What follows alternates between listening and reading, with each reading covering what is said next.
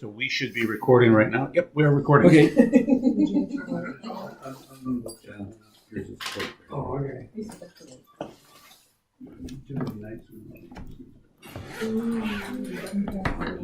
So, are you all familiar with a certain guy on the internet called Rabbi David Foreman? Oh yeah, everybody knows. We have membership. Aleph Beta. Sure. Yes. He has some great He insights. is awesome. I was first introduced to him. We were at Sukkot, and the guy says, "Hey, you got to listen to this guy. He's like, he's one of them rabbis. Why he doesn't believe in the Messiah? And what good do they have?" And it's like, well, just listen to him. It's like the guy was wonderful. Yeah. So this is the verse that my friend happened to put up that he was bringing to my attention at Sukkot back in 2015. It's in Jeremiah 31, starting in verse 14. So it says this, "Thus says Yodevavhe, a voice is heard on high." Now, try to picture what's going on here. Okay, David Foreman goes into this whole thing, which I'm not going to go into. I would encourage you to listen to what he has to say because he does it great and he has this wonderful voice and all. Yeah. But just picture the scenario and try to imagine what is actually taking place. Thus says Yodevavhe, a voice is heard on high, wailing, bitter weeping. Rachel weeps for her children. She refuses to be consoled for her children, for they are gone. Thus says Yodevavhe, restrain your voice from weeping and your eyes from tears, for there is a reward for your accomplishment. Nam Yahweh. That word I talked about before. Nun Aleph Mem Yodevavhe. Yeah. And they will return from the enemy's land. There is hope for your future, Nam Yahweh, and your children will return to their border. Now, who were Rachel's children? Manasseh and Ephraim? Well, you're No, Joseph and just two. Benjamin? Benjamin and Joseph. Last two. Did she ever meet Benjamin? No. No. Well, she gave birth. Well, Yeah, she died in childbirth. She did. So- Ephraim and Manasseh. But she didn't know Ephraim and Manasseh because Joseph was already taken into captivity. So which children is she weeping for because they're gone? I think it's all Israel. She didn't know anything about all of Israel. I know. They didn't exist yet. When is this referring to? What is this discussion? And this isn't Moshe saying or Jeremiah having a dream. This says, thus says Yod-Heh-Vav-Heh. yeah. Is she weeping before she has children? She did. She refuses to be consoled for her children, for they are gone. Right. What does that mean? What do you mean they're gone? If she doesn't have any, that's not the same thing as being gone. And then he says, hey, restrain your voice from weeping and your eyes from tears, for there's a reward for your accomplishment. A reward for your accomplishment? What did she accomplish? That's not even part of the story. And they will return from the enemy's land. They haven't even been born. Well, the only ones that are gone out of the enemy land are Leah's children. Well, then what is Rachel weeping for her children about? Wasn't she weeping for the fact that Leah was having children and she wasn't? But this says her children will return from the enemy's land. I think all those women helped the mother, all those boys. But what I'm saying is her children, Rachel, Benjamin didn't even exist. It couldn't be that. And if it was Joseph, She accepted Dan and the other one that was it Dan and Bill. Ed? but they Yeah. they weren't taken into the enemy's land yet. No. And then The for tribe, the 12 were. Yod-Heh-Vav-Heh to say your children will return to their border in the future. There's hope for your Well, future. that's the future. That's the future in the. Is that the verb? What is it? Perfect and imperfect. Is it something that's going to be accomplished in her future? Because that's a question I don't know. This is what David Foreman was bringing up. We can read right over this verse and go, yeah, whatever. It's like, no, wait a minute. A voice is heard on high, wailing, bitter weeping. Rachel weeps for her children. On high? On high? Where's that? Is that when those babies But in her Bethlehem mom. were killed after Jesus was born? That was 1,000 years after Rachel existed. I know. Well, how can Rachel's voice be heard? There's a verse, I think it's in Psalms, where it says that the dead know nothing. They're lying in the grave asleep. How can she be crying? Well, Jesus said that Abraham, Isaac, and Jacob were living, that he said he was the God of the living, not of the dead. So Okay, so here's the interesting thing that David Foreman is saying. This must be her presently in some sort of state of existence, not being dead, though she's dead to the earth.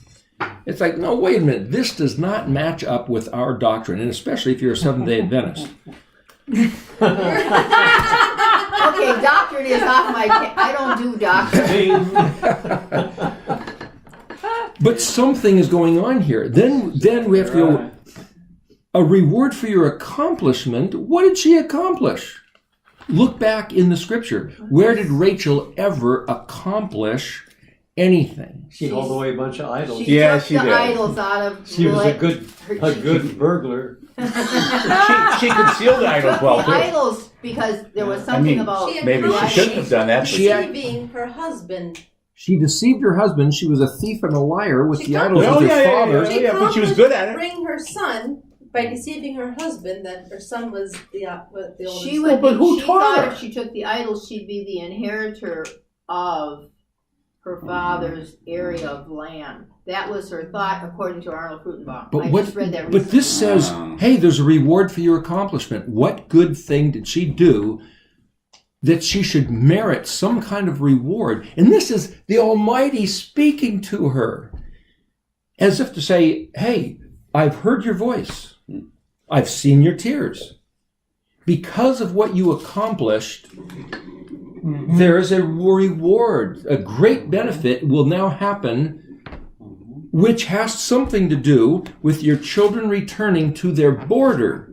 Now, has the lost 10 tribes returned to the borders of the inheritance yet? No. Here it is, All of them. 2018, and this hasn't happened yet. Another piece of the eschatological puzzle. Absolutely. There are pieces.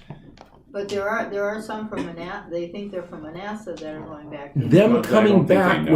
with holding a flag, a banner of Yod He Vav He, their Elohim, is not the same thing as I think that one of those guys claims to be from some tribe because of some genetic. I'm just saying. Yes, I'm just trying to I know. identify. Okay, so here let's just back up a little bit. This is Jeremiah 31. So let's just back up to the beginning of the chapter, and what it says is, "Thus says Yod He Vav He, this people that survived the sword found favor in the wilderness, as I led Israel to its place of tranquility." What wilderness? This people that survived the sword, What gosh, verse? I'm 31. Oh, he's 31. 1? Oh. Now that means just as a reference, it says, this people that survived the Yeah, sword, the other one. which people? Well, now you have to back He's in up verse into 2. chapter 30. Yeah, too. Okay, to find out which people. If you say, let's go back to 23. Behold the storm of Yahweh. Okay, well, back up a little bit and say verse 22. You will be a people unto me, and I will be Elohim unto you. Has that happened yet? No. No. Okay, so let's back up and say, what in the world is going on? I got to sit over here in better light, actually. Oh, I turned it down because.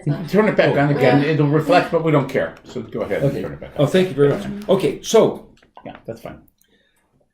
let's jump up to the top of this particular page to verse 12. For thus says Yod He Vav He, your injury, he's speaking to Israel here. Your injury is grave, your wound is acute. No one judges your wound to have a cure. Medications or remedy do not exist for you. All your paramours have forgotten you. He's already kicked around Israel for going after all these other deities. And there was a verse right before that. He says, I'm going to chastise you with justice, but I will never eliminate you completely. I will chastise you with justice. That word justice is the word mishpat, which is balanced scales. In other words, according to what you've done is what you're going to get. It's not going to be more than you deserve or less. It's going to be exactly the way you've done. So this word that we were talking about the other day, mishpat, that's the word. And this is the way his kingdom operates. And it's talking about this time of trouble for Jacob if you go up to verse 7. But here you go, and he says in verse 8, guess who? I will break off the yoke from your neck, and I will tear your straps, and foreigners will no longer enslave you. Do you know who runs in the United States of America the banking system, the judicial system, the reference of science and medicine and history, and who's enslaving our minds as well as our bodies? And Yod-Heh-Vav-Heh claims that he will be our Elohim. So even we who supposedly live in a land of freedom have certain yokes of bondage that he is going to tear off. And then if you read verse 10, but as for you, do not fear my servant Yaakov, the word, this is Nam Yahweh, the word of Yod-Heh-Vav-Heh, and do not be afraid, Israel, for behold, I am saving you from distant places. Distant.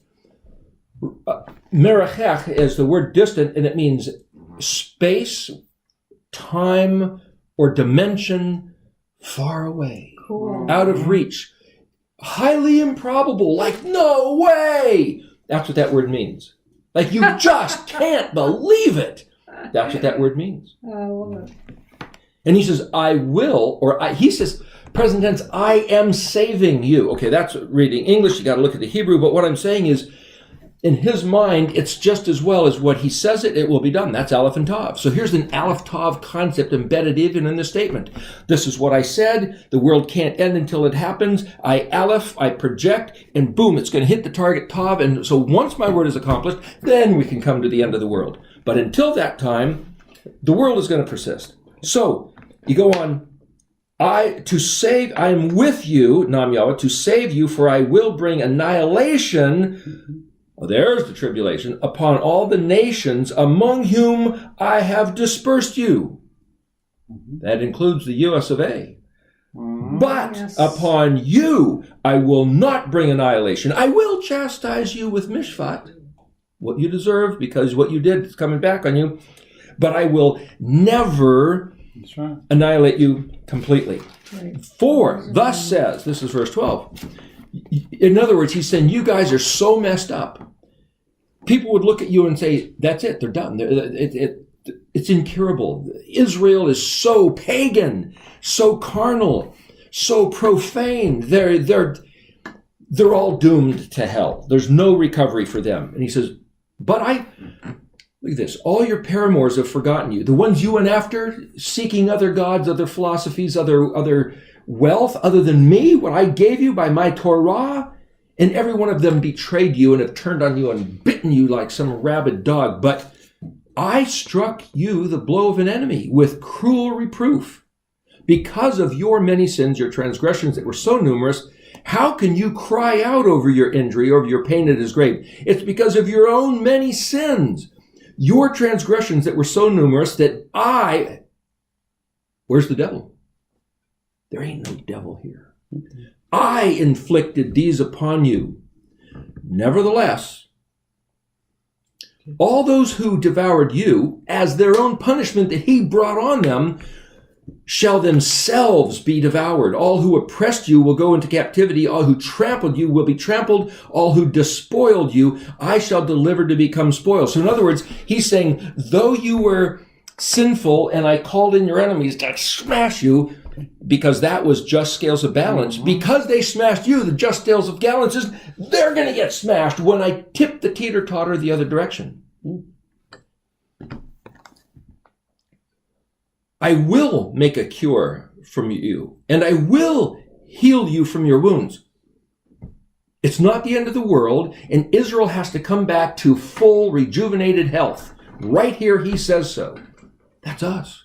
I think this is us right now. We get to claim this and say, whew, clean mind, clean food, clean body of health, vibrant vitality. It's like we do not need to say, oh, they're ruining the food and the air and the water and all that, Monsanto, and they're grunging and crying underneath the world order. And it's like, the world order is coming down. As soon as he tips the scales, what do we have to do to tip that seesaw, to change the scales of balance? Nam Yahweh. Every time he says Nam Yahweh, it's like that little sticker I have with the, red wax For they all said, discarded. That word in Hebrew, she is Zion, nobody cares about her. Because even the enemies are saying, look at, their own God hates them. The Jews rejected their own Messiah. They're all going to go to hell. They're their own God. Can't stand them. Let's spoil everything he gave to them. There's nobody to help them. It's not about the Jews. And it's not about what it appears like, because he's only balancing out scales of justice. And what he said concerning the northern kingdom was 2,730 years. If you look at Ezekiel 26, which is 7 times, and Ezekiel 4, which is 390, that's 2,730 years. 721, Syria took over. He called them in because of what they'd done. That brings us to 2010. So as of 2010, the scales have been balanced by legal decree of his words. So we're on the other side of this becoming true in our day right now. Thus says Yod-Heh-Vav-Heh, behold, I am returning the captivity of the tents of Jacob. I will have mercy on his abodes, and the city will be built upon its hill, and its palace will sit in its proper place. And it doesn't mean geographically, it means in the regard and in the esteem of the entire world, looking to the Elohim of Israel. That's its proper place. And this is the promise that if we can hear these words, we can go, that's ours to take. It's ours right here. We're at the threshold. The sound of thanksgiving, the sound of the merrymakers will emanate from them. Not the sound of screaming and yelling and shrieking for terror. Like terror is happening in Jerusalem right now, so this hasn't even happened there yet. I will multiply them, and they will not be diminished. And I will make them heavy, and they will not dwindle. So this has to go on for a period of time, multiple generations of offsprings. His sons will be beloved as in the past, and his assembly will be established before me, and I shall deal with all his oppressors. This is Yahweh stepping back as our great champion and say, anybody that touches you, boom! Man, nobody's going to be messing with us. His leader will be from his midst, and his ruler will emerge from within him.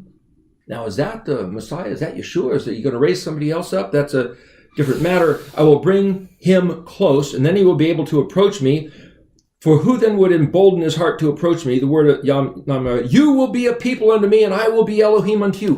Here is Elohim's vision. This is what's been on his heart since the beginning, ever since way back with Moshe, and even with Adam, and even all through the times with David. He says, I have this dream. I will be your Elohim, and you will be my people. And he goes on to describe what that looks like. And all through history, we have failed him. We've broken his dreams. Our own ancestors. And then we were put under the curse, which was over as of 2010. Well, now what are we doing? Do you know why we're here? We kept Shabbat yesterday, and we're about to engage in Pesach. You know why? Because we have returned to Yahweh or Elohim. We are doing this, coming back and making this the reality that he has always hoped for and envisioned and waited for. You think we've waited a long time? He has waited and endured this 2,730 years, and then all the time before that they were building up their balance, their sides of scales that had to be balanced, and all that he's saying, come on, you guys, I put you in the crucible of Egypt, I brought you out, and you still can't believe me, though I had all these plagues and the parting of the waters, and I told you I'd take out the inhabitants of the land and give you the stuff they worked for, and it's like, why won't you believe me?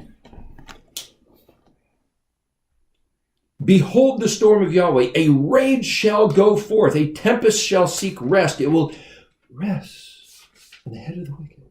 So when we have this word rest, we think, oh, like Noah's comfort and rest, like that word we talked about, Noch. If you look at this word in the dictionary, it's more like the way an eagle sinks its talons into its prey, like it swoops down and grabs a fish and... That's the word. This tempest is going to sink its talons into the head of his enemy. He's not going to necessarily kill him right off the bat, but he'll just... And it's translated rest. It means to come to light, to land. Sometimes the English words don't do it justice. Yahuwah's burning wrath will not recede until he's accomplished it. There's Aleph Tav. He said, my wrath is going to be poured out on the people that have tormented you for all these millennium, and it will not recede until I have accomplished what I said I was going to do. That's the Taving of his Aleph. So part of the Aleph Tav is what I said is going to happen, and you better count on it. There's Aleph Tav. At that time, I will be, Nam Yahweh, I will be Elohim for all the families of Israel. That's 12 tribes, not just the Jews. And they will be people for me. This has been the plan of his heart from the beginning, and he can't let it go. He won't let it go. And if it's not our generation, it's going to have to wait to another one. We can choose to be this people. Right now. We just have to read and hear, what do we have to do to be it? What do we have to do? What do we have to do? Shema Israel. Thus says Yahweh, chapter 31. This people that survived the sword found favor in the wilderness as I led people. Which people that survived the sword? He's talking about us coming back after all this tipping of the seesaw, found favor in the wilderness. Well, guess what? The word wilderness is Bamidbar. Midbar is a place of words, language. Are we not finding his favor embedded within his language? So if this is translated wilderness, and it could be translated language, I could say, hey, this is happening right now. We are finding his favor expressed in the words of this language, which is what we're even talking about at this moment. As I led Israel to its place of tranquility. If you read these verses, is there anything that could be more tranquil? As you look at the headlines and read what's going on, and you read about nature and blah, blah, and then you read these words. I will multiply them. The sound of thanksgiving and the sound of merrymakers will emanate from them. They will not be diminished. I will make them of heavy of number, of great regard, and they will not dwindle. And we can go on. And it's like, this is his word. Amen. Then he goes on, I have loved you with an eternal love.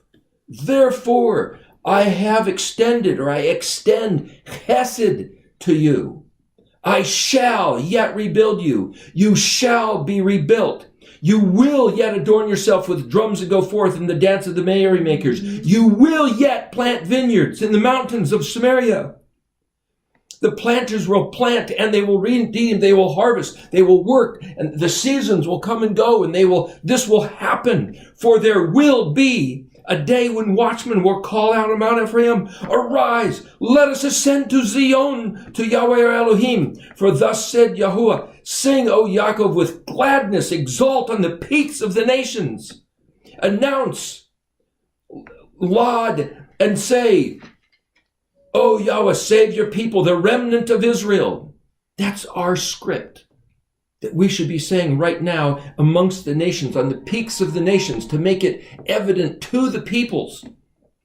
With weeping they will come. Through supplications I will bring them. I will guide them on streams of water, a direct path in which they will not stumble. That path has to be the Torah, the Yashar Derek, the straight path that he's given us already. For I have been a father to Israel, and Ephraim, not Judah, not Zebulun, Gad, or Naphtali. Ephraim is my firstborn. Now what does he mean by that? Ephraim is my firstborn.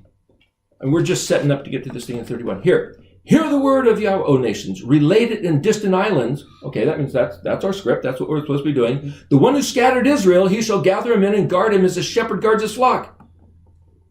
Well, that's what we're talking about. He who scattered Israel is going to certainly bring them back and guard them as the champion, as the shepherd who guards his flock. No more, let's call out to him and He can't hear us. So when my brother was going to Nigeria and they brings the Gospel of Luke and they want to be saved, and so they accept Christ in their heart and they say yes, and the Muslims come in and light their houses on fire in the middle of the night, and they run out and they meet them at the door and chop them up with machetes. And this was happening this year, last year, Boko Haram. Where is the God of the Christians?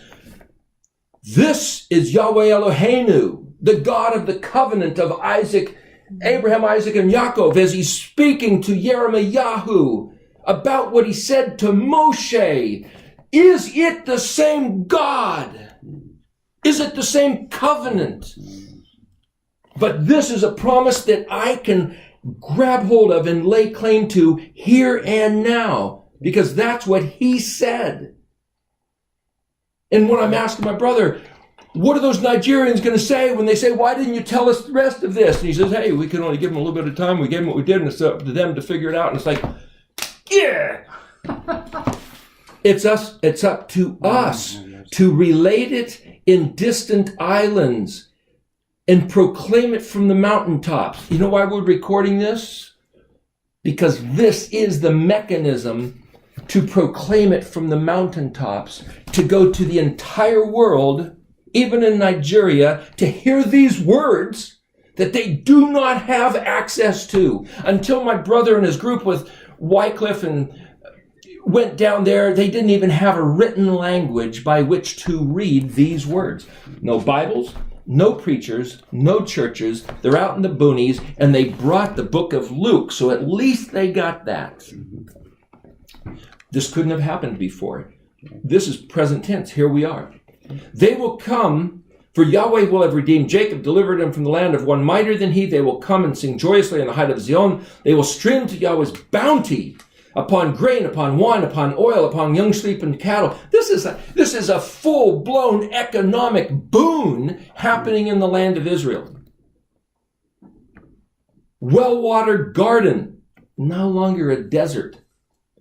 And they shall continue they will not continue to agonize anymore, ever again. Then the maiden shall rejoice with dance, the young man and the old man will rejoice together. I shall transform their mourning into joy. I shall comfort them and gladden them from their grief. I shall satisfy the desire of the Kohanim with the fat of the offerings, and my people will be sated. That's number 7 for Shavah, which is a vow. He gave us an oath. With my bounty, Nam Yahweh.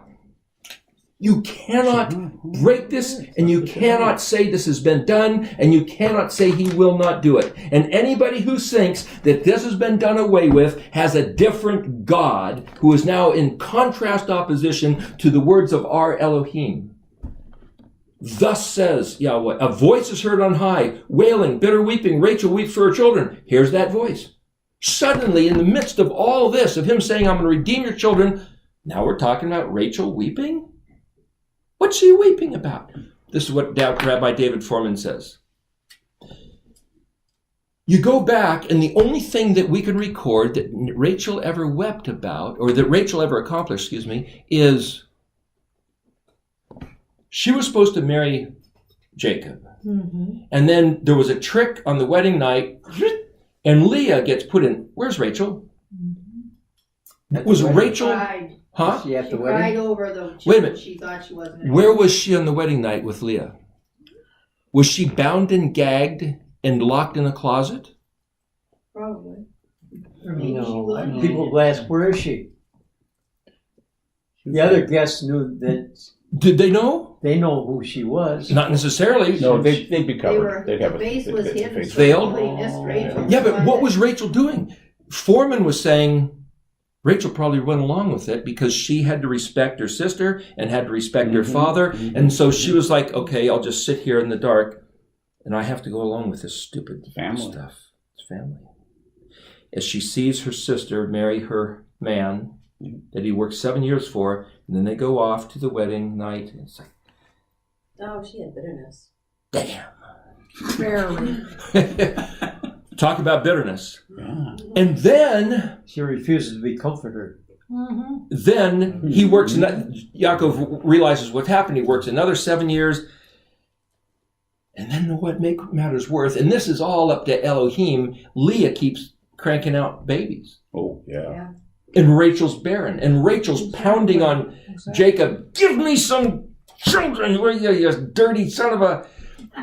Because they didn't know necessarily about genetics the way we know. Anyway, and Jacob's going, what, do you think I can do anything about this? I mean, it says that in there.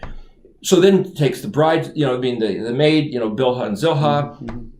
Still nothing happening, and on and on and on. And then at one point, Reuben finds some mandrakes. They're kind of like an aphrodisiac, a fertility herb. And it's going to be Leah's. And Rachel says, hey, can I have those? It's supposed to be her time to be with Yaakov. And Leah goes, all right, I've had it. And 30 years of grief and bitterness just explode. And she says, you have been back and forth. That's interesting. Leah says, you stole my husband. And when Leah was the one that... So this is what Foreman says Rachel accomplished. All of a sudden, Rachel's mind is going processing, analyzing like a computer, and she goes, I have a solution. Guess what? I'll buy them from you. Let me buy these mandrakes, and what I'm buying with is you get to have Jacob tonight. Fair deal, fair trade. She balanced the scales of inequity that had been existing for all these years between her and her sister goes, oh, okay, that sounds like a good deal. So finally, for the first time in their life, they're on balanced scales of justice. Mishpat. Rachel figured out how to have mishpat with her sister. This is what Foreman is saying. Mm-hmm. And that night, Issachar was conceived. And how do we know that? This is what he's saying. If you look back here and say, this is in verse 15. Mm-hmm. It says, thus says Yodevave, restrain your voice from weeping, for there is reward for your accomplishment. Now, if you read it in Hebrew, it says ki, kaf yod, yod shin, there is, reward, shin kaf resh. Yod shin kaf resh is on two different lines here, so you don't read it as one word, but it's the word Issachar. And he says, that's the proof that Issachar was conceived that night. There is reward. Issachar's name means there is reward. Ish Shakar. There is reward for your accomplishment. But it was Leah that gave birth to Issachar. Okay. So what's going on here? So David Foreman is saying, listen, you got to be able to look at Hebrew. You got to go look back at the story. And why is he saying that this is the reward for your accomplishment? Because Rachel figured out the balancing of scales. We're trying to figure out the balancing of scales of Yahuwah in Israel. The balancing of scales all has to do with what you did deserves a certain repercussion. Blessing for blessing, cursing for cursing. Yeshua talked about it. It's Mishpat and Zadok are the foundation of his throne. Everything about the kingdom, everything about the nation, everything about the covenant is based on Mishpat. So she learned how to forgive the bitterness. There you go. And she forgave by saying, hey, listen, I want nothing more than to have my husband tonight. Hopefully I can get pregnant, which is why I wanted those mandrakes. But tell you what, give me the mandrakes, but you get to have them tonight. And I'm okay with that. Balanced scales is, we're both okay with that. Nobody feels like they're getting ripped off by the other. And no matter what the deal is, whether it's mowing your lawn, doing your laundry, painting your house, or vying for the rights with your husband, I'm okay with that. That's balanced scales. In fact, the word spelled peitet means stalemate. Shin peitet is the word for judge, or the one who calls, where's the balance? So blind justice, the girl with the sword and the blindfold, it's balanced scales. That's the word mishpat, but it's translated right ruling or various other things, and we kind of miss that whole thing. Now, here's the interesting thing. Yahuwah says there's reward for your accomplishment. Your children will return from the enemy's land where they have been banished. That's us now. We are the future remnants of Ephraim, Manasseh, the lost 10 tribes banished across the face of the earth. And he's speaking to us that he will bring us back when the scales get balanced in the same way that Rachel balanced the scales, which is to see into the bitterness of what's going on and say, hey, let's reconcile this so that we're all good with it. How? Who's good? It's a three-part group. Ephraim, Yehuda, and Yahuwah. So I'm not disparaging brother Yehuda, the southern kingdom, at all. All of us got to get along together. And how do we do that without offending each other and sticking the elbow here and poking the other guy in the eye and saying he's a big stupid jerk? And I think the Aleph Bet is the measure of reckoning of truth, the plumb line by which we can all agree to come back and find the balancing. But here, listen to this. Now it's Yod-Heh-Vav-Heh speaking. I have indeed heard Ephraim moaning. Ephraim. He just said Ephraim is his firstborn. He didn't say Yehuda. He said, I have heard Ephraim moaning. You have chastised me, and I have become chastened like an untrained calf. In other words, Abba, you've whooped us for 2,730 years, and you gave us grief before that as we were going wayward and letting us spiral downhill and everything was falling apart. We're undone. We can't even recover ourselves. Will you please have mercy and restore us? You said it would only be 2,730 years. It's been that. Please bring us back. What does he say? Bring me back, and I shall return. In other words, I'm crippled. Stand me on my feet, and I'm going to run to you. You have to lift me up so that I can be coming back to you. For you are Yahuwah, my Elohim. And after my returning, but that word return is Shabbat, also means rebelling. After I rebelled, I regretted. And after my being made aware, I slapped my thigh in anguish. I was ashamed and humiliated, for I had to bear. You made me bear the disgrace of my youth, my ignorance, my stupidity, my teenage. And suddenly, as Ephraim expresses this, which is why the people in the Messianic Hebrew Roots movement are doing what they're doing, just so people on the internet know, look at what Yahweh says. Is Ephraim my favorite son, or such a delightful child that whenever I speak of him, I remember him more and more? My heart grows fonder and fonder? Our attitude changes, and instantly, boom, the face, the panim of Yod-Heh-Vav-Heh, his countenance is all smiles and chesed and favor and the delight of his heart. Therefore, Yod-Heh-Vav-Heh speaking, therefore, my inner self yearns for him. I will surely take pity on him. Nam, Yahweh. And then Yahweh says this. He says, make road markers for yourself. Road markers. Like that guy in Montana who's making those billboards of the 10 Commandments. Set up landmarks. That word landmarks happens to be the word Zion, like Zion, Zadi Yod Vav Nun. Yeah, there it is. Yep. The word Zion means billboard, road markers, highway markers, like street signs, like stepping stones along the way to show you the path of how to get back. Like the breadcrumbs of Hansel and Gretel, only those got eaten by the wild birds. Set up landmarks for yourself. Set the thoughts of your heart upon the road, the route you are walking. Why are we here today? We're doing this. Look at this. This is like a map of what we've been doing here the last 3 days. We are in the course of this walk right here. Return, oh, maiden of Israel. Just a little bit ago, he called her some skanky hoe who was adulterizing herself with all the foreign idols. Oh, maiden of Israel, return to these cities of yours. How long will you slip away, O wayward daughter? For Yod-Heh-Vav-Heh is creating something new in the world. The woman will court the man. What does that mean? In the past, he pursued Israel. Oh, I found you in your blood, and I picked you up, and I cleaned you, and I dressed you, and I gave you all these things, and hey, love me, will you? Love me, will you? And Israel goes, no, I prefer those others. He goes, boom, get out of here. Kicked her out, let her suffer her ways, and now she has to come back to him. And for the woman to encircle the man 7 times in the Jewish wedding ceremony, 7 to swear a vow. He gave us the Shabbat every 7 days. He gave us the 7 Moedim. That's encircling him.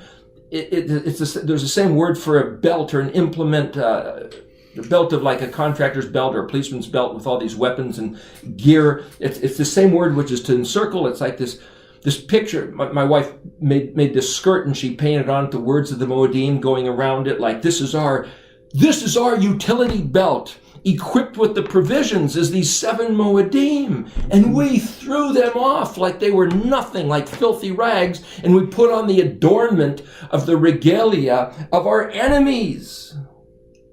For us to come back to the Moedim, to the words of Hebrew, is to come and dressed up, and now we're going to chase him down and surround him by doing these festivals and reading his words and thinking like him and talking like him, speaking love words to him as his language.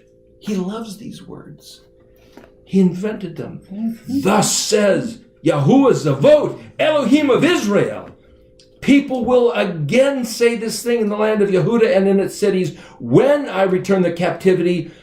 May Yahweh bless you, O abode of righteousness, O holy mountain. Of course, if you read that in Hebrew, that says a little bit differently, but read these words in his language. Learn this language. Yehuda will dwell in its cities together, plowmen and those who will travel with the herd, for I have quenched the thirsty soul and have replenished every distraught soul. Because of this vision, when I woke up after I saw it, my sleep was pleasant to me. That's rest. An interesting thing, just real quick, about this word for Zion. A related word, different yods and vavs, means large shield. This picture of these large shields I was making, I didn't even know that. But I pictured them like these stepping stones, like these signs that you could put up, like this game board. It's drawn in this spiral because this is like the path we're supposed to be walking. What I didn't realize, it's exactly what he told us to do. And he gave us this as a means to say, how do we come back and be restored to the land? So this guy who's making these things in Montana, me making these shields and trying to make them available so people can put their minds on the words, I'm not anything great. I'm saying it feels like his Ruach is making these verses happening present tense. And we are right, when you're trying to surf, right? You got to get out past the breakwater, and then you feel this surge in the wave. And if you get just the right speed and just the right location, you catch this and ride it in. That's what's happening. I'm having trouble relating with the snow right now. Well, it's kind of like snowboarding then, isn't it? Maybe skiing on ice might relate. What I'm trying to say is, these things that happen that we think are random, gee, how about that? Serendipitous, coincidental, or is it the Ruach? This swell of, and if we're stand right at the threshold of about to happen, we could look around and say, I don't see any evidence. Do you feel the evidence? Can you sense? We're part of the evidence. The fact that we're meeting here right now is evidence of the evidence. Yeah. The fact that you have opened up your home. He says, whenever you come into somebody's home, say shalom. Bring peace to the home. And if your peace returns to you like, you hit a block wall, it's like, shake the dust off your feet and leave. But you have opened your home to receive the people of Yahuwah. And even open it up on Pesach. Yahweh bless his home, bless his family, bless them economically, bless them with health and wisdom and prosperity, and let this be a bright shining light in whatever darkness is in this place. Be blessed, B'Shem Yahweh. It's like this is absolutely reality. I read somewhere that the churches, regular Christian, Catholic, whatever, all the main denominations, they are very confused by the Messianic movement because they can't understand there is no one leading person. They're all following, like Billy Graham or Very Charles organic. Stanley or all these different people. And there's no Messianic charismatic leader, but it's popping up everywhere and they can't understand it. And the Jews have started coming back after Jerusalem was back in the hands of the Jews. So this thing about the 2,730 years, something is different. It's this thing since 721 And BC. you think 2010 was that time? 2010, because you've got, he said in Leviticus 26, I'll multiply by 7. Okay, 1,000 years later. That was the days of Moshe, 1500 BC, more or less. The days of Ezekiel, 500 BC, 1,000 years later. I'll multiply it by 7. Multiply what by 7? Gee, we haven't heard anything more. Maybe he forgot about that. Ezekiel, lay on your side, point to regarding the northern kingdom, 390 days, a day for a year. 390 years, that's the sentence. The judicial mishpat, Okay. the shofet has decreed 390.